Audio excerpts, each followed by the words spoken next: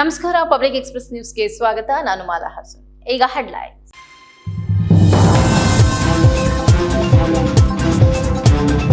BJP ಜೊತೆ ಸಂಬಂಧ ಬೆಳೆಸಿದ್ದು ಮುಕ್ತ ತೀರ್ಮಾನ ಎಂದು ಸಮರ್ಥನೆ. ದೇವೇಗೌಡರ ರಾಜಕೀಯ ಜೀವನ ಹಾಳಾಗಲು ಕಾಂಗ್ರೆಸ್ ಕಾರಣ. ಕಾಂಗ್ರೆಸ್ ಸರ್ಕಾರದ ವಿರುದ್ಧ ಎಚ್.ಡಿ. ಕುಮಾರಸ್ವಾಮಿ ತೀವ್ರ ವಾಗ್ದಾಳಿ.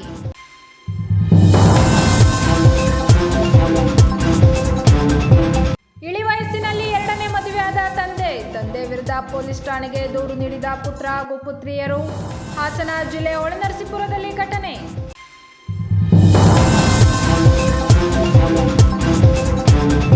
ಹಾಸನದಲ್ಲಿ ರಾಷ್ಟ್ರೀಯ ಲಸಿಕಾ ದಿನದ ಅಂಗವಾಗಿ ಪಲ್ಸ್ ಪೋಲಿಯೋ ಅಭಿಯಾನಕ್ಕೆ ಚಾಲನೆ. ಆರೋಗ್ಯವಂತ ಸಮಾಜ ನಿರ್ಮಾಣಕ್ಕೆ ಪೋಲಿಯೋ ಲಸಿಕೆ ಅಗತ್ಯ. ಶಾಸಕ ಸ್ವರೂಪ್ ಪ್ರಕಾಶ್ ಪೋಷಕರಿಗೆ ಕರೆ.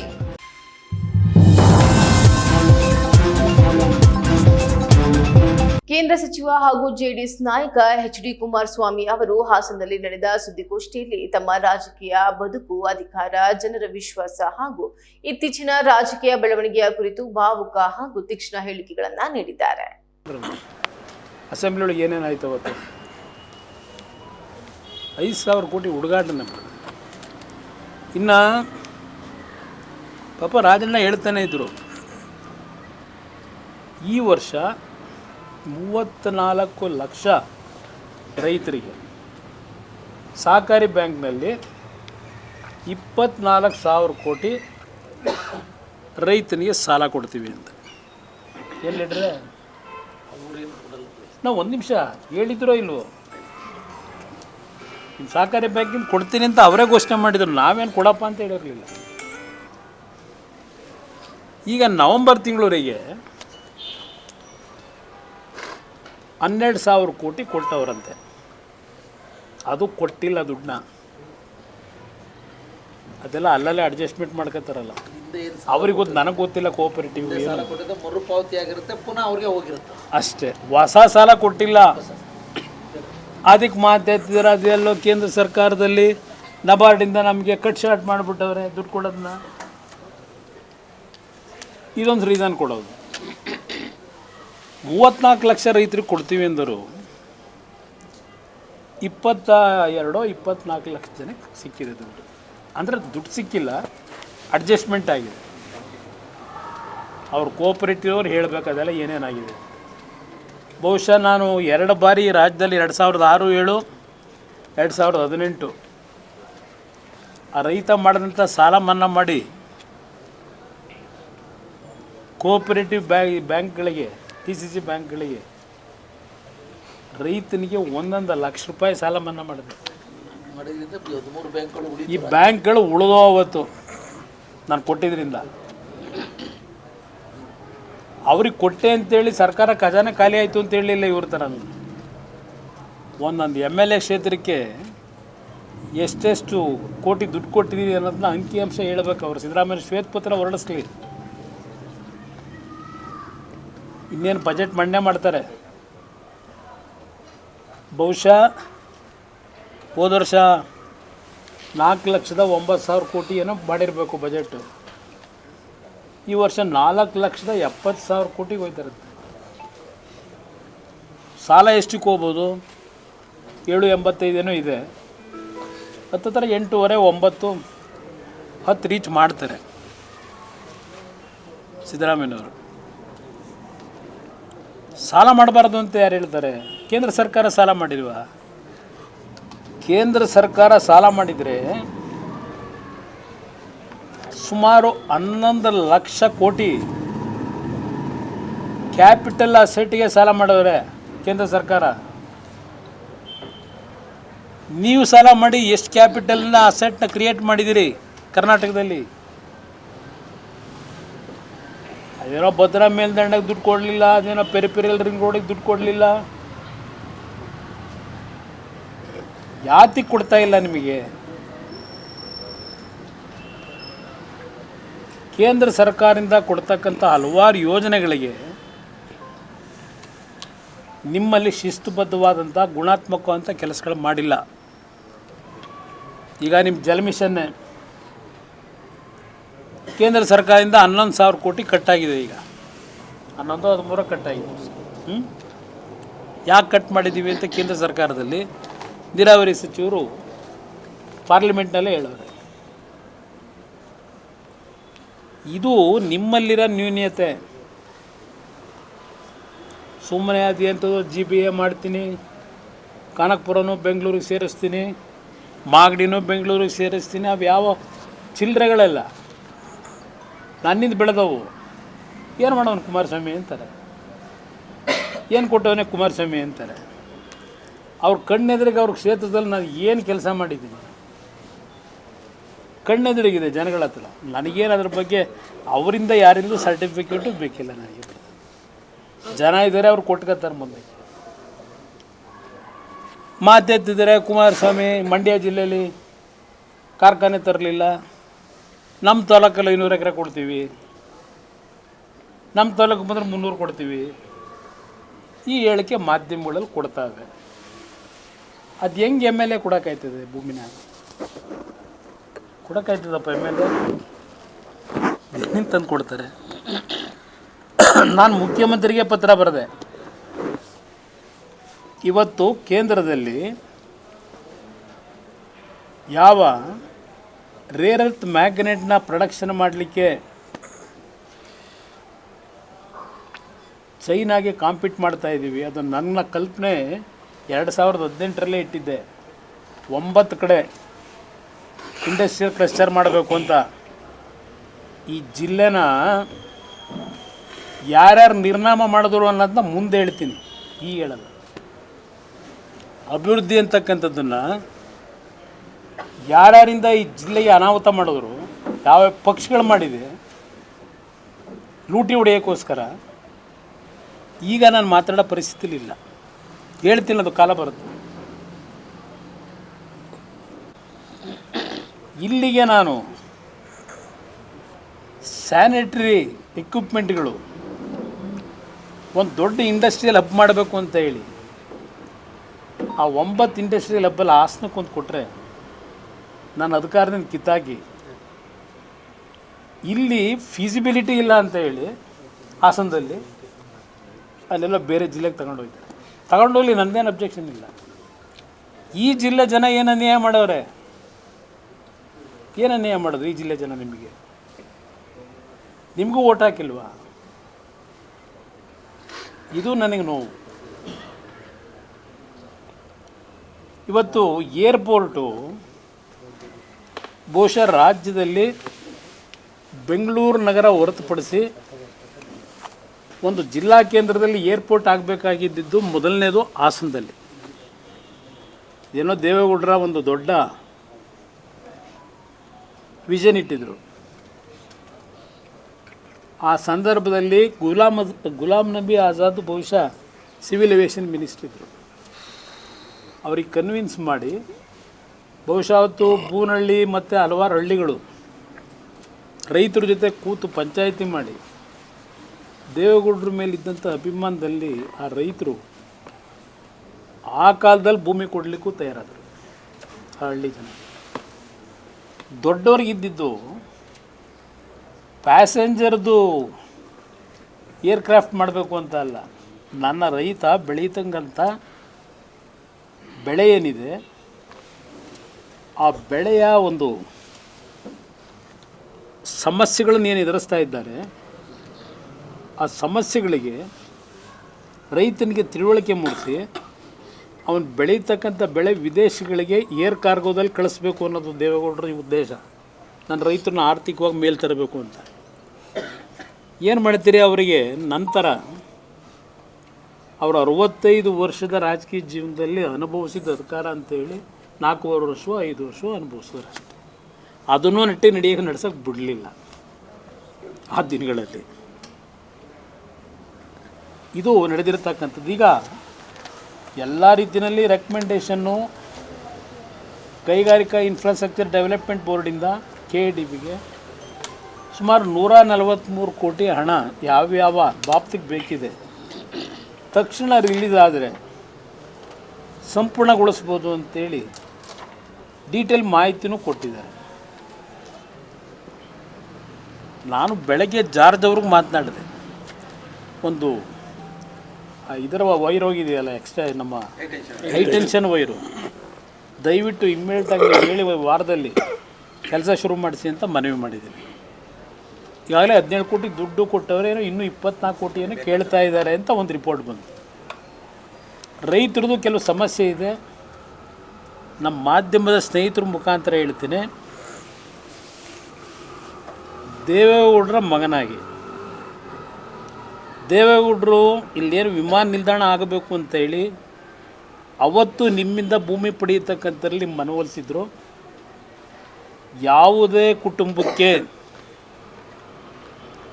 ಅನ್ಯಾಯ ಆಗದೆ ಇರತಕ್ಕಂಥ, ಏಕೆಂದರೆ ಅಲ್ಲಿ ಹಲವಾರು ರೀತಿಯ ಅಕ್ರಮಗಳಾಗಿದೆ, ಗೊತ್ತಿದೆ ನನಗೆ ಏನೇನಾಗಿದೆ ಅಂತ ಹೇಳಿ. ರೈತರು ಭೂಮಿಗಳೇ ಇಲ್ಲ ಅಂತ ಹೇಳಿ ರೈತರು ಭೂಮಿನೇ ಇವತ್ತು ಕಣ್ಮರೆ ಮಾಡವ್ರೆ. ಇದೆಲ್ಲ ಇದೆ. ಸ್ಮಶಾನದ ಸಮಸ್ಯೆ ಇದೆ. ನೀವು ಯಾರೂ ಹೆದರಬೇಡಿ. ನಿಮ್ಮ ಆಶೀರ್ವಾದದಲ್ಲಿ ನಾನು ದೇವ್ರನ್ನ ನಂಬಿದ್ದೀನಿ. ಏಕೆಂದರೆ ನಮ್ಮ ಕುಟುಂಬ ದೇವ್ರನ್ನ ನಂಬೇ ಬಂದಿರೋದು. ನಾನು 2 ಬಾರಿ ಮುಖ್ಯಮಂತ್ರಿ ಆದಾಗಲೂ ದಿನ ದೇವಸ್ಥಾನಕ್ಕೆ ಕೂತ್ಕೊಂಡು ರುದ್ರಾಕ್ಷಿ ಮೇಲೆ ಹಾಕೊಂಡು ಪೂಜೆ ಮಾಡಿದ್ದೆ. ದೇವಸ್ಥಾನಕ್ಕೆ ಯಾರಾದ್ರು ಕರ್ಕೊಂಡು ಹೋದರೆ ನಾನು ಇನ್ನು 4 ಜನಕ್ಕೆ ಒಳ್ಳೇದು ಮಾಡಿಸಪ್ಪ ಅಂತ ಹೇಳಿ 2 ಬಾರಿ ನಾನು ಮುಖ್ಯಮಂತ್ರಿ ಆಗಿದ್ದು ರಾಜ್ಯದ ಜನ ಮಾಡಿದ್ರೆ ಆ ಭಗವಂತ ಇಚ್ಛೆಲ್ಲ ಆದ. ಹಾಸನ ಜಿಲ್ಲೆ ಒಂದಕ್ಕಲ್ಲ, ಈ ರಾಜ್ಯಕ್ಕೆ ನಾನು ಕೊಟ್ಟಂಥ ಕೊಡುಗೆ ಇದೆಯಲ್ಲ, ಇತಿಹಾಸ ಅದು. ಇವತ್ತು ಹೇಳ್ತಾರೆ ಕೆಲವರು ಅದು ಕೃಷ್ಣದೇವರಾಯನ ಕಾಲ ಅಂತ. ನನ್ನ ಮುಂದೆ ಹೇಳಿದ್ದಾರೆ ಭಾಳ ಜನ. ಇವತ್ತು ಕೇಂದ್ರದಲ್ಲಿ ನರೇಂದ್ರ ಮೋದಿಯವರು ನನಗೆ ಕೊಟ್ಟಂಥ ಜವಾಬ್ದಾರಿ. ಇಳಿ ವಯಸ್ಸಿನಲ್ಲಿ 2ನೇ ಮದುವೆಯಾಗಿರುವುದನ್ನ ವಿರೋಧಿಸಿ ಮಕ್ಕಳ ತಂದೆಯ ವಿರುದ್ಧ ಪೊಲೀಸ್ ಠಾಣೆಗೆ ದೂರು ನೀಡಿರುವ ಘಟನೆ ಹಾಸನ ಜಿಲ್ಲೆಯ ಹೊಳೆನರಸೀಪುರ ತಾಲೂಕಿನಲ್ಲಿ ಬೆಳಕಿಗೆ ಬಂದಿದೆ. ಇತ್ತ ಮಕ್ಕಳು ತನ್ನ ಮೇಲೆ ಹಲ್ಲೆ ನಡೆಸಿ ಆಸ್ತಿ ಬರೆದುಕೊಡುವಂತೆ ಬೆದರಿಕೆ ಹಾಕಿದ್ದಾರೆ ಎಂದು ತಂದೆ ರಾಜಣ್ಣ ಪ್ರತಿದೂರು ನೀಡಿದ್ದಾರೆ. ಹೊಳೆನರಸೀಪುರ ತಾಲೂಕಿನ ಮಾವಿನಕೆರೆ ಬೆಟ್ಟದ ನಿವಾಸಿ 68 ವರ್ಷದ ರಾಜಣ್ಣ ಅವರು ತಮ್ಮ ಮೊದಲ ಪತ್ನಿ 2 ವರ್ಷಗಳ ಹಿಂದೆ ನಿಧನರಾದ ನಂತರ ಡಿಸೆಂಬರ್ 17ರಂದು 58 ವರ್ಷದ ಗೀತಾ ಅವರೊಂದಿಗೆ 2ನೇ ವಿವಾಹವಾಗಿದ್ದರು. ಆದರೆ ಈ ವಿವಾಹಕ್ಕೆ ರಾಜಣ್ಣ ಅವರ ಮಕ್ಕಳು ತೀವ್ರ ವಿರೋಧ ವ್ಯಕ್ತಪಡಿಸಿದ್ದು ವಿವಾದ ತೀವ್ರಗೊಂಡಿದೆ. ಮಕ್ಕಳಿಂದ ಹಲ್ಲೆ ಆರೋಪ, ತಂದೆ 2ನೇ ಮದುವೆಯಾಗಿರುವುದನ್ನು ವಿರೋಧಿಸಿದ ಪುತ್ರ ಹಾಗೂ ಪುತ್ರಿಯರು ರಾಜಣ್ಣ ಅವರ ಮೇಲೆ ಹಲ್ಲೆ ನಡೆಸಿದ್ದಾರೆ ಎನ್ನಲಾಗಿದೆ. ಈ ಸಂಬಂಧ ಮಕ್ಕಳು ಪೊಲೀಸ್ ಠಾಣೆಗೆ ದೂರು ನೀಡಿದ್ದು ತಂದೆಯ ವಿರುದ್ಧ ಕ್ರಮ ಕೈಗೊಳ್ಳುವಂತೆ ಒತ್ತಾಯಿಸಿದ್ದಾರೆ. ಇತ್ತ ರಾಜಣ್ಣ ಅವರು ತಮ್ಮ ಮಕ್ಕಳ ವಿರುದ್ಧವೇ ಗಂಭೀರ ಆರೋಪಗಳನ್ನು ಮಾಡಿದ್ದಾರೆ. ನನ್ನ 2 ಹೆಣ್ಣು ಮಕ್ಕಳು ಹಾಗೂ ಒಬ್ಬ ಮಗನಿಗೆ ಈಗಾಗಲೇ ಮದುವೆ ಮಾಡಿದ್ದು ಅವರಿಗೆ ಆಸ್ತಿಯನ್ನ ನೀಡಿದ್ದೇನೆ. ನನ್ನ ಬಳಿ ಉಳಿದಿರುವ ಒಂದೇ ಮನೆಯನ್ನ ತಮಗೆ ಬರೆದುಕೊಡುವಂತೆ ಮಕ್ಕಳು ಹಲ್ಲೆ ನಡೆಸಿ ಜೀವ ಬೆದರಿಕೆ ಹಾಕುತ್ತಿದ್ದಾರೆ ಎಂದು ರಾಜಣ್ಣ ದೂರಿದ್ದಾರೆ. ಸರ್, ನಾನು ಗಾಳಿಪುರದ, ನಾನು ಮೂಲ ಗಾಳಿಪುರ, ನಾನೀಗ ಹೊಳೆನರಸೀಪುರದಲ್ಲಿ ವಾಸ ಇದ್ದೀನಿ. Manjunatha flour mill, housing board circle ನನ್ನ ಮನೆ ಇದೆ. ನಾನು ಒಬ್ಬ ಗಂಡು ಮಗ, 2 ಜನ ಹೆಣ್ಣು ಮಕ್ಕಳು, ಅವ್ರಿಗೆಲ್ಲ ಮದುವೆನೂ ಮಾಡಿದ್ದೀನಿ. ಸಾಕಿ ಮದುವೆ ಮಾಡಿ ಕೂಲಿ ಮಾಡಿ ಸಾಕಿ ಮದುವೆ ಮಾಡಿ ಎಲ್ಲರಿಗೂ ಆಸ್ತಿ ಮಾಡಿಕೊಟ್ಟಿದ್ದೀನಿ. ಈಗಿರೋದು ಒಂದು ಮನೆ ನಂದು. ನನಗೆ ಹೆಡ್ತಿದ್ದು ಸತ್ತು 2 ವರ್ಷಕ್ಕೆ ಜನವರಿ ಬಂದರೆ 2 ವರ್ಷ ಆಯಿತು. ಆದರೆ ನನಗೆ ಈಗ 2 ವರ್ಷದಿಂದಲೂ ನನಗೆ ನೀಸೋಕ್ಕಾಗಲ್ಲ. ಈಗ ನಾನು ಒಂದು ಮದುವೆ ಮಾಡ್ಕೊಳ್ಳಲು, ನನ್ನ ಜೊತೆಗೆ ಇಲ್ಲದಕ್ಕೆ, ನನ್ನ ಕಷ್ಟ ಸುಖಕ್ಕೆ ಇಲ್ಲದಕ್ಕೆ ನಾನು ಮದುವೆ ಮಾಡ್ಕೊಳ್ಳಲು ನಿರ್ಧರಿಸಿದ್ದೆ.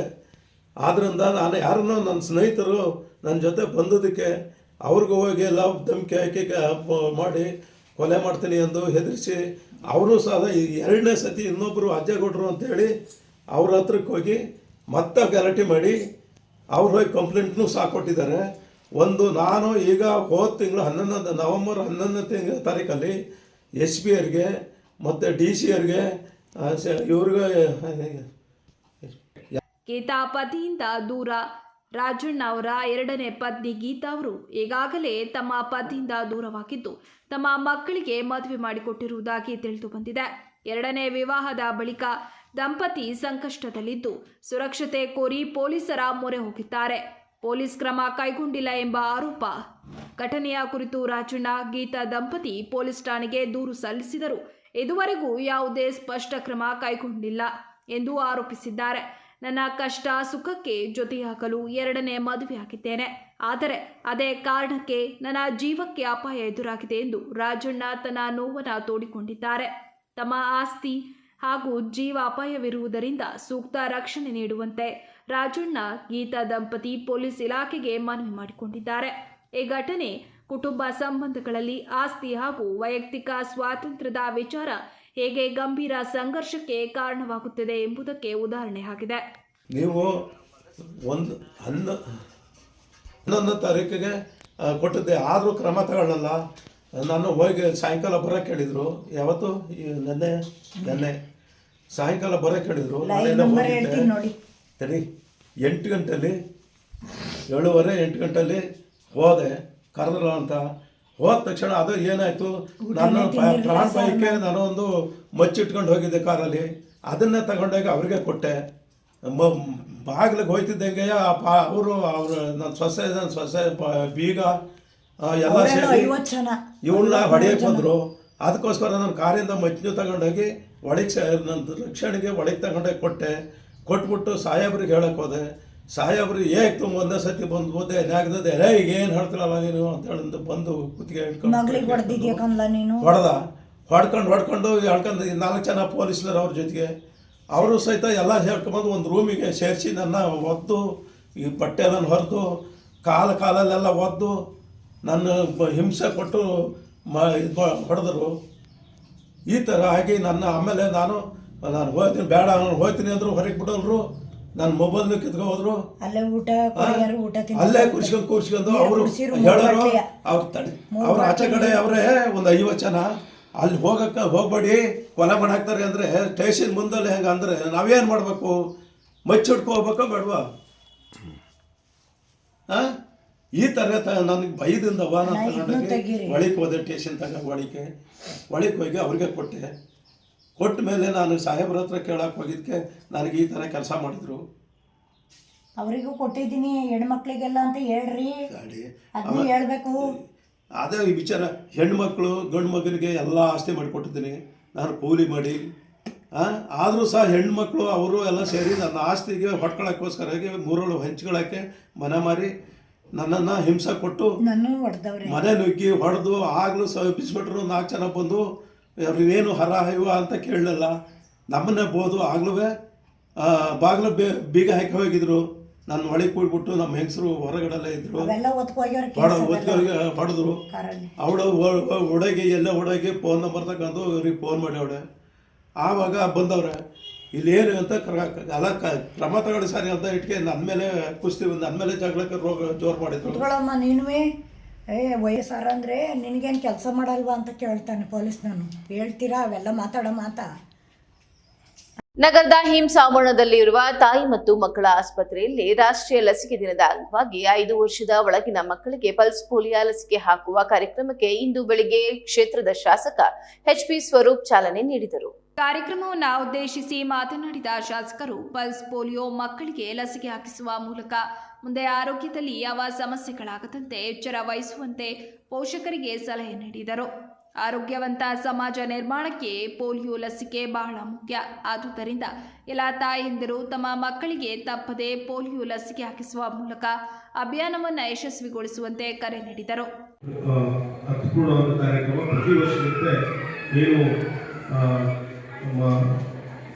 ಪಲ್ಸ್ ಪೋಲಿಯೋ ಅಂತ ಒಂದು ಕಾಯಿಲೆನ ನಾವು ನಮ್ಮ ರಾಷ್ಟ್ರದಲ್ಲೇ ಮುಂದುವರಿಸಬೇಕು ಅಂತ ಏನು ಒಂದು ಕಾರ್ಯಕ್ರಮ ಅಂದ್ಕೊಂಡಿದ್ರೆ ಇದನ್ನು ಸದುಪಯೋಗ ಪಡ್ಕೋಬೇಕು. ಈಗಾಗಲೇ 1,06,000 ಹೆಚ್ಚು ಏನು ಹುಟ್ಟಿದ ಮಕ್ಕಳಿದ್ದಾರೆ, 1 ರಿಂದ 5 ವರ್ಷ ಮಕ್ಕಳಿಗೆ ಏನು ಗುರ್ತು ಮಾಡಿದರೆ ಎಲ್ಲರೂ ಕೂಡ ಲಸಿಕೆ ಮುಖಾಂತರ ಪಲ್ಸ್ ಪೋಲಿಯೋ ಅನ್ನೋ ಕಾರ್ಯಕ್ರಮ ಯಶಸ್ವಿಗೊಳಿಸಬೇಕು. ಸಂಘ ಸಂಸ್ಥೆಗಳು ರೋಟರಿ ಇರ್ಬೋದು, ಲಯನ್ಸ್ ಕ್ಲಬ್ ಇರ್ಬೋದು, ಹಲವಾರು ಸಂಘ ಸಂಸ್ಥೆಗಳು ಕೂಡ ಕೈ ಜೋಡಿಸಿ ಕಾರ್ಯಕ್ರಮ ಮುಂದಾಗಿದೆ. ನಾವೆಲ್ಲರೂ ಕೂಡ ಸಾರ್ವಜನಿಕರು ಮತ್ತು ಎಲ್ಲ ನಾಗರಿಕರು ಕಾರ್ಯಕ್ರಮ ಯಶಸ್ವಿಗೊಳಿಸಬೇಕು. ರಾಷ್ಟ್ರದಲ್ಲಿ ನಾವು ಪೋಲಿಯೋ ಅಂತ ಕಾಯಿಲೆ ನಾವು ಓಡಿಸಬೇಕು ಅಂತ ನಿಟ್ಟಿನಲ್ಲಿ ನಾವೆಲ್ಲ ಸಹಕಾರ ಮಾಡಿದ್ವಿ. ಕಿಮ್ಸ್ ಆಸ್ಪತ್ರೆ ಕೂಡ ಇಲ್ಲಿ ಲಸಿಕೆ 3 ದಿನಗಳ ಕಾಲ ಇಲ್ಲೇ ಕೊಡುವ ಕಾರ್ಯಕ್ರಮ ಹಾಕೊಂಡಿದೆ. ಅದೇ ರೀತಿ ಬೂತ್ಗಳು ಕೂಡ 822 ಬೂತ್ಗಳು ಕೂಡ ಇದೆ. ನಾವೆಲ್ಲರೂ ಕೂಡ ತಾಯಂದಿರು ಮತ್ತು ಎಲ್ಲ ಪೋಷಕರು ಒಂದು ಕಾರ್ಯಕ್ರಮ ಯಶಸ್ವಿಗೊಳಿಸಬೇಕು ಅಂತ ಹೇಳ್ತಾ ಜಿಲ್ಲಾಧಿಕಾರಿ ಕೆಎಸ್ ಲತಾಕುಮಾರಿ ಉದ್ಘಾಟನಾ ಕಾರ್ಯಕ್ರಮದಲ್ಲಿ ಮಾತನಾಡಿ, ಜಿಲ್ಲೆಯ 5 ವರ್ಷದೊಳಗಿನ ಎಲ್ಲ ಮಕ್ಕಳನ್ನು ಪೋಲಿಯೋ ರೋಗದಿಂದ ರಕ್ಷಿಸುವ ಉದ್ದೇಶದಿಂದ ಜಿಲ್ಲಾದ್ಯಂತ ಪಲ್ಸ್ ಪೋಲಿಯೋ ಕಾರ್ಯಕ್ರಮವನ್ನು 2 ಹನಿಗಳು ಪೋಲಿಯೋ ವಿರುದ್ಧ ನಿರಂತರ ಗೆಲುವು ಎಂಬ ಘೋಷವಾಕ್ಯದೊಂದಿಗೆ ಹಮ್ಮಿಕೊಳ್ಳಲಾಗಿದೆ. ಈ ಅಭಿಯಾನದಲ್ಲಿ ಜಿಲ್ಲೆಯ ಒಟ್ಟು 1,06,747 ಮಕ್ಕಳನ್ನು ಗುರಿಯಾಗಿಸಿಕೊಂಡು 4,68,493 ಮನೆಗಳನ್ನು ವ್ಯಾಪ್ತಿಗೆ ತೆಗೆದುಕೊಳ್ಳಲಾಗಿದೆ ಎಂದರು. ಕಾರ್ಯಕ್ರಮದ ಯಶಸ್ವಿ ಅನುಷ್ಠಾನಕ್ಕಾಗಿ ಜಿಲ್ಲೆಯಲ್ಲಿ ಒಟ್ಟು 872 ಬೂತ್ಗಳನ್ನು ಸ್ಥಾಪಿಸಲಾಗಿದ್ದು, ಇದರಲ್ಲಿ ನಗರ ಪ್ರದೇಶದಲ್ಲಿ 140 ಹಾಗೂ ಗ್ರಾಮೀಣ ಪ್ರದೇಶದಲ್ಲಿ 732 ಬೂತ್ಗಳು ಕಾರ್ಯನಿರ್ವಹಿಸಲಿವೆ. ಪ್ರತಿಯೊಂದು ಬೂತ್ಗೆ 4 ಸದಸ್ಯರಂತೆ ಒಟ್ಟು 3,488 ಬೂತ್ ತಂಡದ ಸದಸ್ಯರನ್ನು ನಿಯೋಜಿಸಲಾಗಿದೆ. ಜೊತೆಗೆ ಮನೆಗೆ ತೆರಳಿ ಲಸಿಕೆ ನೀಡಲು 1,744 ಮನೆ ಭೇಟಿ ತಂಡಗಳನ್ನು ರಚಿಸಲಾಗಿದೆ ಎಂದರು. ಪ್ರತಿಯೊಬ್ಬರು ತಮ್ಮ ಜವಾಬ್ದಾರಿಯನ್ನು ಅರಿತು ಮಕ್ಕಳ ಆರೋಗ್ಯ ರಕ್ಷಣೆಗೆ ಕೈಜೋಡಿಸಬೇಕು ಎಂದು ಕರೆ ಕೊಟ್ಟರು. ಈ ಅಭಿಯಾನ ಶುರುವಾಗಿದೆ. ಇವತ್ತು 21 ಡಿಸೆಂಬರ್ ಇವತ್ತು ಚಾಲನೆ ಆಗ್ತಾ ಇದೆ. ಇವತ್ತು ಎಲ್ಲ ಬೂತ್ ಲೆವೆಲಲ್ಲಿ ತಮ್ಮ ಮಕ್ಕಳು ಹುಟ್ಟಿದ ಮುಂದಿನ 0 to 5 ವರ್ಷ, 0 ಅಂದರೆ ಹುಟ್ಟಿದಾಗಿದ್ದಾಗಲೂ 5 ವರ್ಷದ ಒಳಗಿನ ಎಲ್ಲ ಮಕ್ಕಳು ತೆಗೆದುಕೊಳ್ಳಬಹುದು. ಈ ಹಿಂದಿನ ವರ್ಷ ತೆಗೆದುಕೊಂಡಿದ್ವಿ, ಆಚೆ ತೆಗೆದುಕೊಂಡಿದ್ವಿ, ಈಗ ಬೇಕಾಗಿಲ್ಲ, ನಾವು ದೊಡ್ಡದಾಗಿದೆ ಇದೆಲ್ಲ ಅನ್ಕೊಳ್ಬಾರ್ದು. ಪ್ರತಿಯೊಬ್ಬರು ಸಹ ಕೇವಲ ಏನೂ ಆಗಲ್ಲ, ಏನೂ ತೊಂದರೆ ಆಗೋದಿಲ್ಲ, ಜಸ್ಟ್ ಈಗಿನ ಥರ ಇರ್ತದೆ. ಬೂತ್ಗಳಿಗೆ ಹೋಗಬೇಕು, ಪುಟಾಣಿ ಮಕ್ಕಳಿಗೆ ಮಾಡಿಸ್ಕೊಡ್ಬೇಕು. 5 ವರ್ಷದ ಮಗುವಿಗೆ ಅವರ ಎಡಗೈನ ಸಣ್ಣ ಬೆಲೆಗೆ ಮಾತನ್ನ ಮಾಡ್ತಾರೆ. ಹಾಗಾಗಿ ಪದೇ ಮಾಡಿಸೋದು ಬೇಕಾಗಿಲ್ಲ, ಇದನ್ನ ಮಾಡಿ. ನಮ್ಮ ಜಿಲ್ಲೆಯಲ್ಲಿ ಒಟ್ಟು ಸುಮಾರು 1,06,747 ಮಕ್ಕಳಿಗೆ ನಾವು ಗುರಿಯಾಗಿ ಇರಿಸಿಕೊಂಡಿದ್ದೇವೆ. ಅಂದರೆ 0 ಇಂದ 5 ವರ್ಷದ ಒಳಗಿನ ಮಕ್ಕಳು 1,06,747 ಮಕ್ಕಳಿಗೆ ನಾವು ಟಾರ್ಗೆಟ್ ಅನ್ನು ಮಾಡಿದ್ದೀವಿ, ಗುರಿಯನ್ನು ನಿಗದಿಪಡಿಸಿಕೊಂಡಿದ್ದೇವೆ. ಸುಮಾರು 872 ಬೂತ್ಗಳು ಇವೆ. ಅದರಲ್ಲೂ ನಗರದಲ್ಲಿ 140, ಗ್ರಾಮೀಣ ಪ್ರದೇಶದಲ್ಲಿ 742 ಈ ರೀತಿಯಾಗಿ ಬೂತ್ಗಳು ಇವೆ. 3,590 ವ್ಯಾಕ್ಸಿನೇಟರ್ಸ್ ಇದೆ ನಮಗೆ, ಅವರ ಸಂಖ್ಯೆ. ಮತ್ತೆ 1,744 ತಂಡಗಳನ್ನು ನಾವು ರಚಿಸಿದ್ದೇವೆ. ಜಿಲ್ಲೆಯಲ್ಲಿ 1,744 ತಂಡಗಳು. ಐಎಂಎ ಅಧ್ಯಕ್ಷರಾದ ಡಾಕ್ಟರ್ ದಿನೇಶ್ ಬೈರೇಗೌಡ ಮಾತನಾಡಿ, ಜಿಲ್ಲೆಯ ಎಲ್ಲ ಸಾರ್ವಜನಿಕರಿಗೆ ಮನವಿ ಮಾಡಿದ್ದು, ತಮ್ಮ ಮನೆಯಲ್ಲಿರುವ 5 ವರ್ಷದೊಳಗಿನ ಮಕ್ಕಳಿಗೆ ಈ ಹಿಂದೆ ಎಷ್ಟು ಬಾರಿ ಪಲ್ಸ್ ಪೋಲಿಯೋ ಹನಿಗಳು ನೀಡಿದ್ದರೂ ಸಹ ಡಿಸೆಂಬರ್ 21ರಂದು ನಡೆಯುವ ಪಲ್ಸ್ ಪೋಲಿಯೋ ದಿನದಂದು ಕಡ್ಡಾಯವಾಗಿ ಸಮೀಪದ ಬೂತ್ಗಳಿಗೆ ಕರೆತಂದು ಪೋಲಿಯೋ ಹನಿಗಳನ್ನು ಹಾಕಿಸಬೇಕು ಎಂದರು. 95 ಇಸ್ವಿಯಿಂದ ನಾವು ಪಲ್ಸ್ ಪೋಲಿಯೋ ಮಾಡ್ಕೊಂಡು ಬರ್ತಾ ಇದ್ವಿ. 95 ಇಸ್ವಿಯಿಂದ ಇಲ್ಲಿ ತನಕ ಬಂದು ಯಶಸ್ಸನ್ನು ಆಗಿದ್ದೀವಿ. ನಿಮ್ಗೆಲ್ಲ ಗೊತ್ತಿರೋಗೆ ಲಾಸ್ಟ್ ಪೋಲಿಯೋ ಕೇಸ್ ನಮ್ಮ ದೇಶದಲ್ಲಿ ರಿಪೋರ್ಟ್ ಆಗಿದ್ದು 2011ರಲ್ಲಿ. ರುಕ್ಸರ್ ಅನ್ನೋರು ಹುಡುಗಿ ವೆಸ್ಟ್ ಬೆಂಗಾಲ್ ಹೌರಾದಲ್ಲಿ 2011ರಲ್ಲಿ ರಿಪೋರ್ಟ್ ಆಗಿದ್ದು ಜನವರಿಲಿ. ಅದಾದ್ಮೇಲೆ ಮತ್ತೆ ನಮ್ಮಲ್ಲಿ ಪೋಲಿಯೋ ಕೇಸಸ್ ಬರಲಿಲ್ಲ. ಆದ್ರೂ ಪೋಲಿಯೋ ಫ್ರೀ ಇಂಡಿಯಾ ಅಂತ ಡಿಕ್ಲೇರ್ ಮಾಡೋಕ್ಕೆ ಟೈಮ್ ತಗೊಳ್ತಾರೆ. 2014ರಲ್ಲಿ ಮಾರ್ಚ್ 27ನೇ ತಾರೀಕು ಇಂಡಿಯಾನ ಪೋಲಿಯೋ ಫ್ರೀ ಅಂತ ಘೋಷಣೆ ಮಾಡಲಾಯಿತು. ಅಲ್ಲಿಂದ ಈಚೆಗೆ ಇಂಡಿಯಾದಲ್ಲಿ ಯಾವುದೇ ಪೋಲಿಯೋ ಕೇಸಸ್ ಬಂದಿಲ್ಲ. ಇದೆಲ್ಲ ಸಾಧ್ಯ ಆಗಿದ್ದು ಸರ್ಕಾರದ ವತಿಯಿಂದ, NGOಸ್ಗಳ ವತಿಯಿಂದ ಮತ್ತು ರೋಟರಿ ವತಿಯಿಂದ ಮತ್ತು ಎಲ್ಲ ಪೋಷಕರು ಮತ್ತು ಜವಾಬ್ದಾರಿಯುತ ನಾಗರಿಕರ ವತಿಯಿಂದ ಇದು ಸಾಧ್ಯ ಆಯಿತು. ಹಾಗಾಗಿ ನಾವೆಲ್ಲ ಹೆಮ್ಮೆ ಪಡಬೇಕಾದ ವಿಷಯ ಇದು. ಇದುವರೆಗೂ ಒಂದೇ ಕಾಯಿಲೆನ ಭೂಮಿಯಿಂದ ಎರಾಡಿಕೇಟ್ ಮಾಡೋಕ್ಕೆ ಸಾಧ್ಯ ಆಗಿಲ್ಲ ವ್ಯಾಕ್ಸಿನ್ಸ್ ಇಂದ, ಅದು ಸ್ಮಾಲ್ ಪಾಕ್ಸ್ ಅನ್ನೋ ಕಾಯಿಲೆ. ಸಿಡುಬು ಅಂತ ನೀವೇನು ಈಗಿನ ಜನರೇಷನ್ ಗೊತ್ತಿಲ್ಲ, ಮುಂಚೆ ನೋಡಿರೋರು. 1980 ವರ್ಲ್ಡ್ನ ಸ್ಮಾಲ್ ಪಾಕ್ಸ್ ಅಂದರೆ ಸಿಡುಬುಯಿಂದ ಎರಾಡಿಕೇಟ್ ಆಯಿತು. ಅಲ್ಲಿ ನಾನು ಒಂದು ಕೇಸ್ ಇಲ್ಲ. ಒಂದೇ ಒಂದು ಕಾಯಿಲೆ ನಿರ್ಮೂಲನೆ ಮಾಡೋಕ್ಕೆ ಸಾಧ್ಯ ಆಗಿರೋದು ಸಿಡುಬು ಅನ್ನೋದಿಲ್ಲ. ಇದೇ ವೇಳೆ ಜಿಲ್ಲಾ ಆರೋಗ್ಯಾಧಿಕಾರಿ ಡಾಕ್ಟರ್ ಅನಿಲ್, ನಾಗಪ್ಪ, ಚನ್ನವೀರಪ್ಪ, ಮನುಪ್ರಕಾಶ್, ಶಿವಶಂಕರ್, ವಿಜಯ್, ಮೀನಾಕ್ಷಿ ಇತರರು ಉಪಸ್ಥಿತರಿದ್ದರು. ಹಾಸನಕ್ಕೆ ಆಗಮಿಸಿದ ಕೇಂದ್ರ ಸಚಿವರಿಂದ ಹೆಲಿಪ್ಯಾಡ್ ವೀಕ್ಷಣೆ ನಡೆಸಿ ಅಧಿಕಾರಿಗಳ ಜೊತೆ ಸಭೆ ನಡೆಸಿ ರೈತರಿಗೆ ಅನುಕೂಲವಾಗುವ ನಿಟ್ಟಿನಲ್ಲಿ ಹೆಲಿಪ್ಯಾಡ್ ಕಾಮಗಾರಿ ಆದಷ್ಟು ಬೇಗ ಪೂರ್ಣಗೊಳಿಸುವಂತೆ ಸೂಚಿಸಿದರು.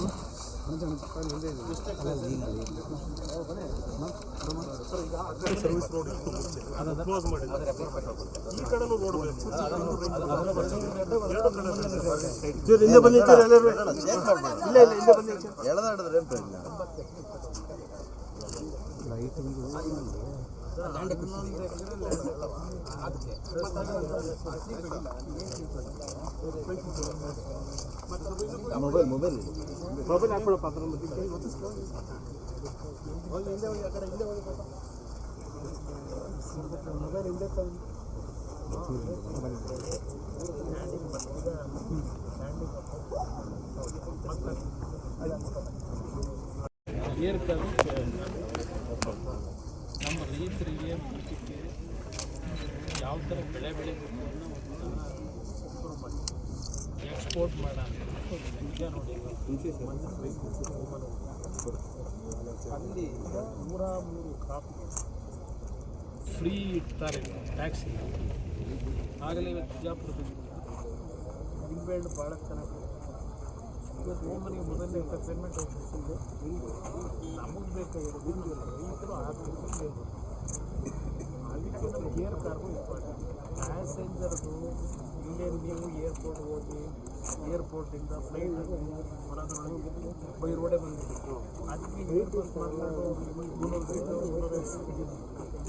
ಜನ ಬರಬೇಕಲ್ಲ, ಅದಕ್ಕೆ ಹತ್ತು ಕಡೆ ಯೋಚನೆ ಮಾಡೋಣ. ನನಗೆ ಬೇಕಾಗಿರೋದು ಸರ್ ಈ 3 ಹಳ್ಳಿಯವರೆಗೆ ನೀವು ಸ್ಮಶಾನದ ದಿನ ಸಮಸ್ಯೆ ಇದೆ ಅಂತ ವಿಷಯ ಅದು ಒಂದು ಕಡೆ ಏನೋ ಕೊಡ್ತೀವಿ ಅಂತ ಈಗ 3 ಹಳ್ಳಿ ಭಾಳ ನಮಗೆ ಸ್ಮಶಾನಕ್ಕೆ ಹಳ್ಳಿನಲ್ಲೇ ಸ್ವಲ್ಪ ಮಾಡ್ಕೊಡ್ತೀವಿ. ರೈತರು ಆನಂದವಾಗಿ ಬಿಟ್ಕೊಳ್ತಾರೆ. ಆ ರೇಟ್ಗಳು ಕೊಟ್ಟಿರೋದು ಅದು ನಾವು ಮಾತಾಡೋಕ್ಕಲ್ಲ, ಸ್ವಲ್ಪ ಕೊಟ್ಟುಬಿಟ್ರೆ ರೈತರು ಸರ್. ಅದರಿಂದ ರೈತರಿಗೆ ಏನು ರೈತರಿಗೆ ಅದಕ್ಕೆ ನಾವು ಇಲ್ಲ ಸರ್ ಅದು ರೆಡಿ ಮಾಡಿದ್ರೆ ನನಗೆ ಸ್ವಲ್ಪ ನೀವು ಸಾಲ ಕೊಡ್ತೀವಿ ಸರ್. ನಾನು ಸ್ವಲ್ಪ ಏನಾದರೂ ನೋಡಿ ಈಗ 2-3 ಇಷ್ಟ ಸಾಲ ಸರ್. ಈಗ ಬರಬೇಕಾದ್ರೆ ಜಾಸ್ತಿ ಮಾತಾಡಿ ಆಮೇಲೆ ಟ್ರಾನ್ಸ್ಫರ್ ಮಾಡೋದು ಇಮಿಡಿಯೇಟಾಗಿ ಈ ವಾರದಲ್ಲಿ ಸ್ಟಾರ್ಟ್ ಮಾಡೋಕ್ಕಾಗುತ್ತೆ ಸರ್. ದುಡ್ಡು ಕಟ್ಟಾಗಿ ಹದಿನೇಳು ಕೋಟಿ ಕಟ್ಟಿದ್ದಾರೆ, ಕಟ್ಟಾಗಿದೆ. ಬಟ್ ಅವ್ರು ಇನ್ನೂ 24 ಕೋಟಿ ಡಿಮಾಂಡ್ ಮಾಡ್ತಾರೆ. ಇನ್ನೂ 20 ಅದೊಂದು ಮೇಜರ್ ಪ್ರಾಬ್ಲಮ್ ಇದೆ. ADB ಮತ್ತು ಅದಕ್ಕೆ ಇಲ್ಲಿಂದ ಅಪ್ರೋಚ್ ಹಿಂಗೆ ಹೋಗಿ ಕಟ್ಟಿದೆ 40 ಇಲ್ಲಿಂದ ನಮ್ಮದು main highway national main approach ಆಗಿದ್ದು ಇಲ್ಲ ಅದಕ್ಕೆ 40 ಎಕರೆ ಬೇಕು. ಭಾಷೆಯಲ್ಲಿ ಅದು ಕೂಡ ಮಾಡ್ಕೊಂಡಿದ್ದಾರಲ್ಲ ಕೊಡೋದು ಅದನ್ನು ಸ್ವಲ್ಪ ಅದನ್ನು ಸೇರಿಸ್ಕೊಂಡು ನಮ್ಮದು ಸರ್ ಅಲ್ಲ ಇಲ್ಲೊಂದು 40 ಒಂದು ಸರ್ವಿಸ್ ರೋಡ್ಗೆ ಹೇಳಿದ್ವಲ್ಲ ನಾವು 40 ತಗೊಂಡಿದ್ದು ಅದಕ್ಕೆ ಅಲ್ಲಿಂದ ಇದಾಗಬೇಕು ಮೇನ್ ಇದರಲ್ಲಿ ಈ ಜಮೀನರಿಗೆ ಸರ್ವಿಸ್ ರೋಡ್ ಇಲ್ಲ ಕೂಡ ಮಾಡಿದ್ದೀನಿ. ಇದರಲ್ಲಿ ಕನ್ನಡ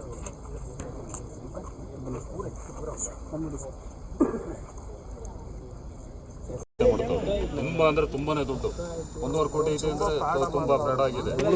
ದಾಖಲೆ ಮಾಡ್ಕೊಂಡವ್ರೆ ಇಲ್ಲಿ ರೆಕಾರ್ಡ್ ಇದೆ ಅಣ್ಣ, ನಿಮಗೆ ತಲುಪಿಸ್ತೀವಿ ಕಳಿಸಿ ಅಂದರೆ ನಾವು ನಿಮಗೆ ತಲುಪಿಸ್ತೀವಿ. ರೆಕಾರ್ಡ್ ಎಲ್ಲ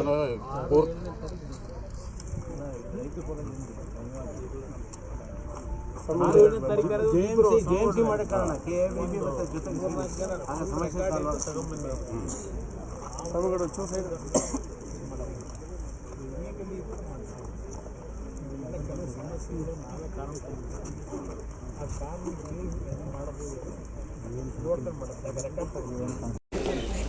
ಸುಮಂತ ಜಾಗ ಬಿಡಿ ಜಾಗ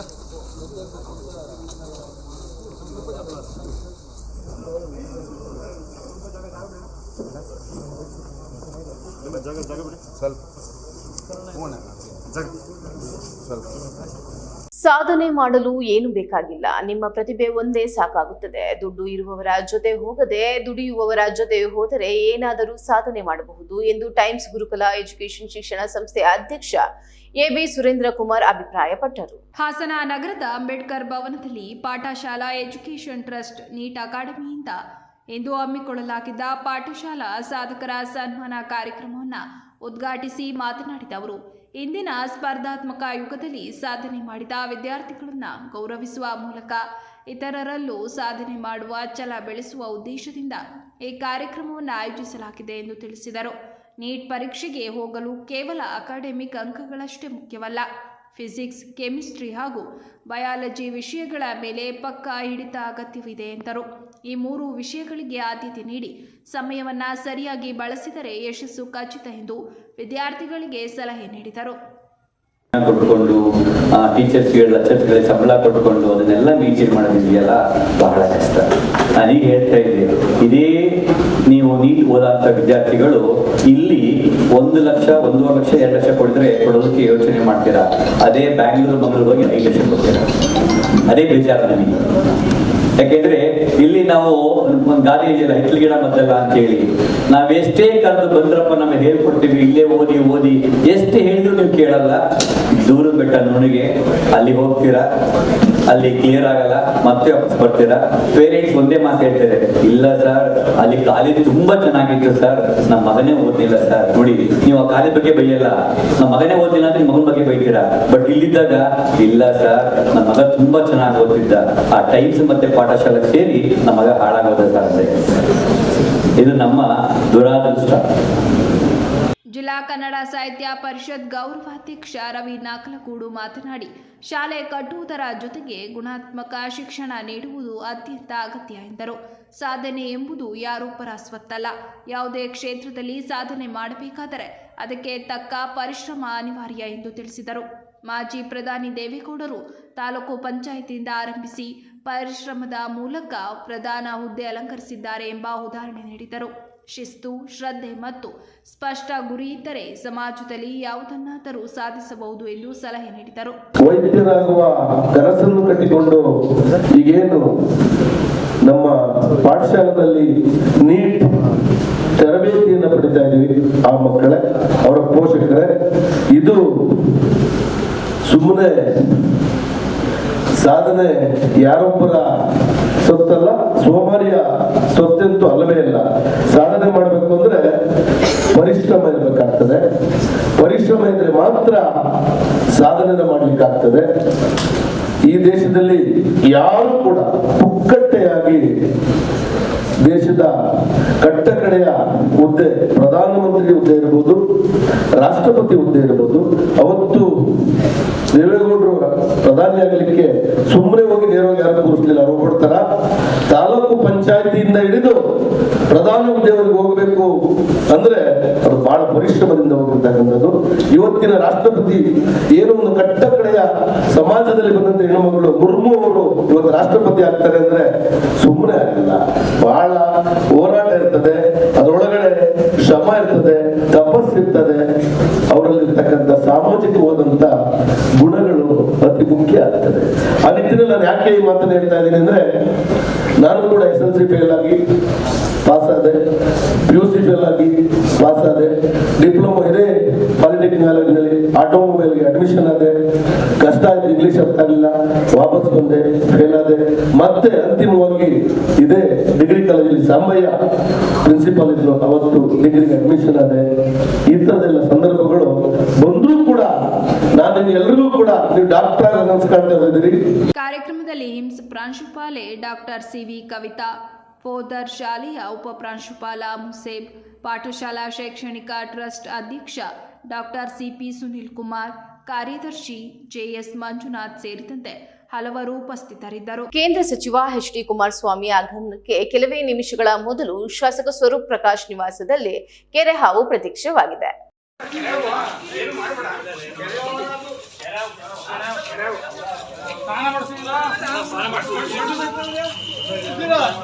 ಇವರು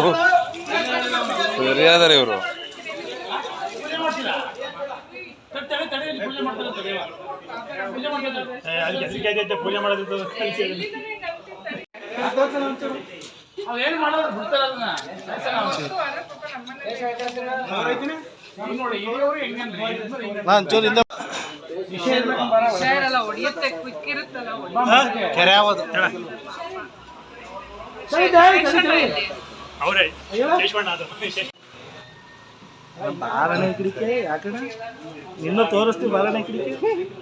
ಅರ್ಕಗೋಡು ತಾಲೂಕಿನಲ್ಲಿ ಒಟ್ಟು 10,121 ಮಕ್ಕಳು ಇದ್ದು 102 ಪಲ್ಸ್ ಪೋಲಿಯೋ ಲಸಿಕೆ ಕೇಂದ್ರಗಳ ಮೂಲಕ ಲಸಿಕೆ ವಿತರಿಸಲಾಗುತ್ತದೆ ಎಂದು ಶಾಸಕ ಎ ಮಂಜು ತಿಳಿಸಿದರು.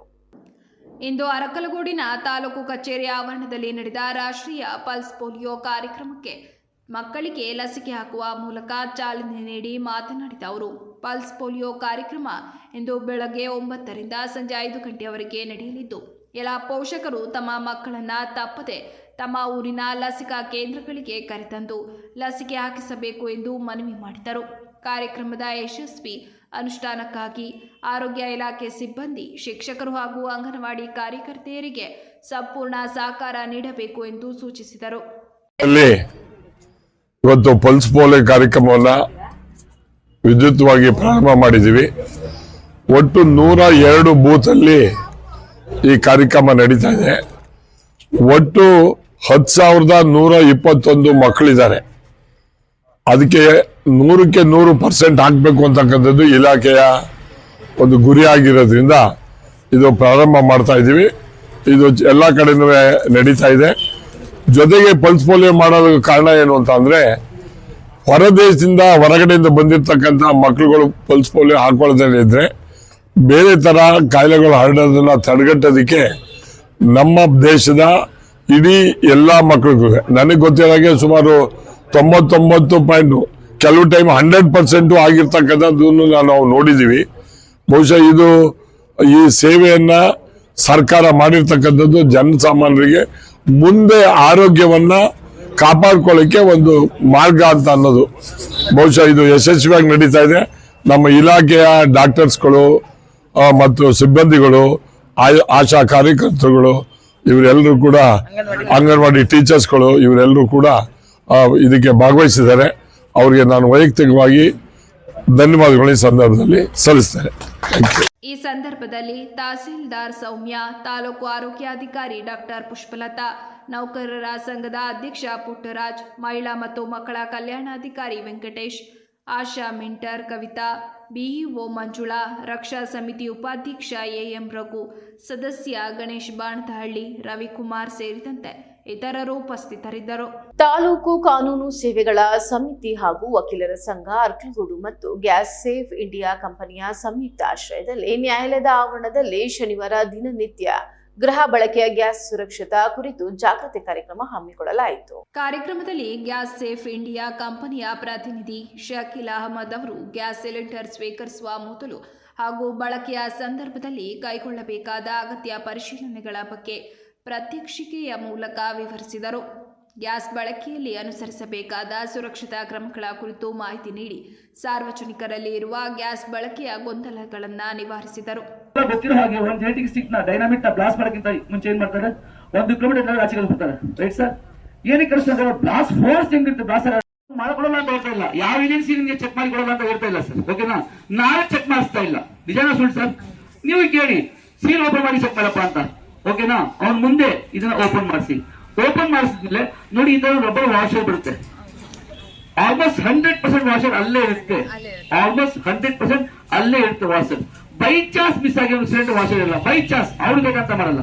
ಬೈ ಚಾನ್ಸ್ ಮಿಸ್ ಆಗಿ ಒಂದು ವಾಷರ್ ಸಿಲಿಂಡರ್ ವಾಷರ್ ಏನಕ್ಕೆ ಇಲ್ಲ ಅಂದ್ರೆ, ಕೆಲವು ಬುದ್ಧಿವಂತ ಏನ್ ಮಾಡ್ತಾರೆ, ನಮ್ಮ ತರ ಬುದ್ಧಿವಂತ ಏನ್ ಮಾಡ್ತಾರೆ, ನಡೀತಾ ಸಿಲಿಂಡರ್ ಏನೋ ವಾಷರ್ ಸಮಸ್ಯೆ ಆಗಿದೆ, ಎಮರ್ಜೆನ್ಸಿ ಬೇಕು ನಮ್ಗೆ. ಈಗ ಏಜೆನ್ಸಿಯವರು ಯಾವ ಬರ್ತಾರೆ ಅಥವಾ ಆಸ್ಪತ್ರೆ, ನಿಜ ಅಲ್ವಾ ಸರ್? ಅಷ್ಟು ಫೋರ್ಸ್ ಡೈನಾಮಿಕ್ ಇರೋದು, ಅದಕ್ಕಿಂತ 7 ಫೋರ್ಸ್ ಈ ಸಿಲಿಂಡರ್ ಇರೋದು. ಈ ಸಿಲಿಂಡರ್ ನಾವು ಬಳಸ್ತಾ ಇದೀವಿ. ಹೌ ಟು ಯೂಸ್ ಇಷ್ಟೇ ಸರ್ ಗೊತ್ತು, ಸಿಂಪಲ್. ಇಲ್ಲ ಸರ್, ಈ ಸಿಲಿಂಡರ್ ನೀವು ಯಾವತ್ತು ಹೊಸ ಪರ್ಚೇಸ್ ಫ್ರೈ ಮಾಡ್ತಾ ಇದೀಗ ಸರ್, ಫೈರ್ ಆಗಿದೆ, ಇಲ್ಲಿ ಗ್ಯಾಸ್ ಬರ್ತಾ ಇದೆ, ಪ್ರಾಬ್ಲಮ್ ಏನಿಲ್ಲ. ಏನಕ್ಕೆ ISC ಬರ್ತಲ್ವಾ, ಪ್ರಾಬ್ಲಮ್ ಬರಲ್ಲ. ಓಕೆ, ಮತ್ತೆ ಇನ್ನೊಂದು ನಿಮ್ಮ ಕಣ್ಣು. ಕಾರ್ಯಕ್ರಮದಲ್ಲಿ ಹಿರಿಯ ಸಿವಿಲ್ ನ್ಯಾಯಾಧೀಶ ಹಾಗೂ JMFC ನ್ಯಾಯಾಧೀಶರಾದ ಶ್ರೀ ನಾಗೇಶ್ ಮೂರ್ತಿ BK, ತಾಲೂಕು ಕಾನೂನು ಸೇವೆಗಳ ಸಮಿತಿ ಅಧ್ಯಕ್ಷರು, ಸಿವಿಲ್ ನ್ಯಾಯಾಧೀಶ ಹಾಗೂ JMFC ನ್ಯಾಯಾಧೀಶರಾದ ಚಂಪಶ್ರೀ, ಸದಸ್ಯ ಕಾರ್ಯದರ್ಶಿ, 1ನೇ ಹೆಚ್ಚುವರಿ ಸಿವಿಲ್ ನ್ಯಾಯಾಧೀಶ ರಘು ಎಂ, 2ನೇ ಹೆಚ್ಚುವರಿ ಸಿವಿಲ್ ನ್ಯಾಯಾಧೀಶೆ ಸುಮಾ ಟಿ ಅವರು ಉಪಸ್ಥಿತರಿದ್ದರು. ಇದೇ ಸಂದರ್ಭದಲ್ಲಿ ವಕೀಲರ ಸಂಘದ ಅಧ್ಯಕ್ಷ MR ಗಿರೀಶ್, ಕಾರ್ಯದರ್ಶಿ R ರಂಗನಾಥ್, ಖಜಾಂಚಿ ಶರತ್ ಕುಮಾರ್ BR, ವಕೀಲರು ಹಾಗೂ ಸಾರ್ವಜನಿಕರು ಭಾಗವಹಿಸಿದ್ದರು. ಓದೋಕ್ಕೂ ನನಗೆ ಬೇಕಾಗಿಲ್ಲ ಅಥವಾ ನನಗೆ ನೆಸೆಸರಿ ಇಲ್ಲ. ಅಯ್ಯೋ ನಮ್ಮನೇಲಿ ಏನಾಗಲ್ಲಪ್ಪ ಅಲ್ವಾ, ಇಲ್ಲಿ ಆಗಿರೋದು ನಮ್ಮನೇಲಿ ಏನಾಗಲ್ಲ, ಸಿಲಿಂಡರ್ ಬೇಕಾ ಬರ್ಕೊಂಡು ಬಂದಿವಿ. 2 ಸಿಗ್ನೇಚರ್ ವೆರಿ ಇಂಪಾರ್ಟೆಂಟ್ ನಾವು ಮಾಡಿದ್ರೆ ಫಸ್ಟ್ ಅದನ್ನ ಗಮನಕ್ಕೆ ಬರಲಿ. ಓಕೆನಾ, ಫಸ್ಟ್ ಒಂದು ಸಿಗ್ನೇಚರ್ ನಾವು ಮಾಡಿ ಸಿಲಿಂಡರ್ ಪರ್ಚೇಸ್ ಮಾಡಿದಾಗ ಏನಂದ್ರೆ if there any accidents we are responsible. Agency ಅವರು ನಮ್ಮ ಕೈಯಿಂದ ಬಳಸ್ಕೊಂಡಿದ್ದಾರೆ. ಏನಕ್ಕೆ ಅವ್ರು ಸುಮ್ಮನೆ ಬಳಸ್ಕೊಂಡಿಲ್ಲ, ಅವ್ರಿಗೇನು ತಪ್ಪಿಲ್ಲ. ಸಿಲಿಂಡರ್ ಬಳಸ್ತಾ ಇರೋದು ನಾವೇ ಅಲ್ವಾ, ನೆಗ್ಲಿಜೆನ್ಸ್ ಮಾಡೋದು ನಾವೇ ಅಲ್ವಾ. ಅದಕ್ಕೆ ಏನಾದ್ರು ಆಕ್ಸಿಡೆಂಟ್ ಆದ್ರೆ ಅದಕ್ಕೆ ಏಜೆನ್ಸಿ ಅಲ್ಲಪ್ಪ ನೀವೇ ಜವಾಬ್ದಾರಿ. ಓಕೆನಾ, ನಾವು ನಮ್ಮ ಕೈಯಿಂದ ಬರ್ಕೊಟ್ಟಿವಿ, ನಾವು ದೇವರ ಹತ್ರ ಕೇಳ್ಕೊತೀವಿ. ಎಲ್ಲೂ ಈ ಸಿಲಿಂಡರ್ ಆಕ್ಸಿಡೆಂಟ್ ಆಗೋದಾಗಿಲ್ಲ. ಎಕ್ಸಾಂಪಲ್, ಒಂದು ಕಾರಲ್ಲಿ ಆಕ್ಸಿಡೆಂಟ್ ಆಗುತ್ತೆ. ಹಾಸನ ನಗರದ ಸಂತ ಅಂತೋನಿಯವರ ದೇವಾಲಯದ ಆವರಣದಲ್ಲಿ ಕ್ರಿಸ್ಮಸ್ ರ್ಯಾಲಿ ಭರವಸೆಯ ಯಾತ್ರೆ 2025ರ ಕಾರ್ಯಕ್ರಮ ಹಮ್ಮಿಕೊಳ್ಳಲಾಯಿತು.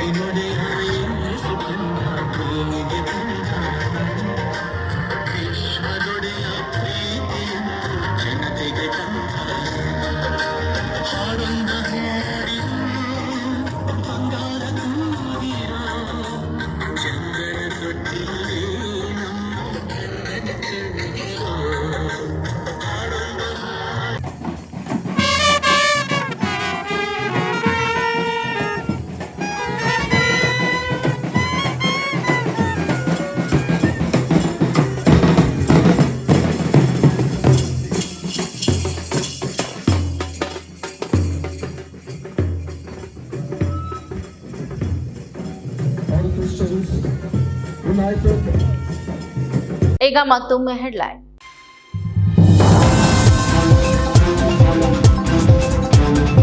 ಬಿಜೆಪಿ ಜೊತೆ ಸಂಬಂಧ ಬೆಳೆಸಿದ್ದು ಮುಕ್ತ ತೀರ್ಮಾನ ಎಂದು ಸಮರ್ಥನೆ. ದೇವೇಗೌಡರ ಮತದಾರರ ರಾಜಕೀಯ ಜೀವನ ಹಾಳಾಗಲು ಕಾಂಗ್ರೆಸ್ ಕಾರಣ. ಕಾಂಗ್ರೆಸ್ ಸರ್ಕಾರದ ವಿರುದ್ಧ ಎಚ್.ಡಿ. ಕುಮಾರಸ್ವಾಮಿ ತೀವ್ರ ವಾಗ್ದಾಳಿ.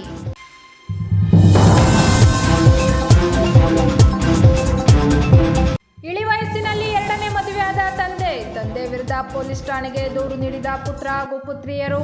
ಹಾಸನ ಜಿಲ್ಲೆ ಹೊಳೆನರಸೀಪುರದಲ್ಲಿ ಘಟನೆ.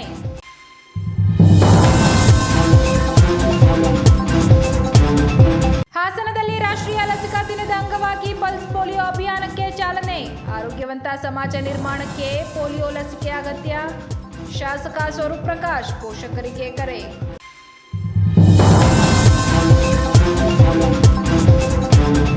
ಇದಿಷ್ಟು ಈವರೆಗಿನ ಪ್ರಮುಖ ಸುದ್ದಿಗಳು. ಸಮಗ್ರ ಸುದ್ದಿಗಳಿಗಾಗಿ ನೋಡ್ತಾ ಇರಿ ಪಬ್ಲಿಕ್ ಎಕ್ಸ್‌ಪ್ರೆಸ್ ಕನ್ನಡ. ಪಯಣ ನಿಮ್ಮೊಂದಿಗೆ.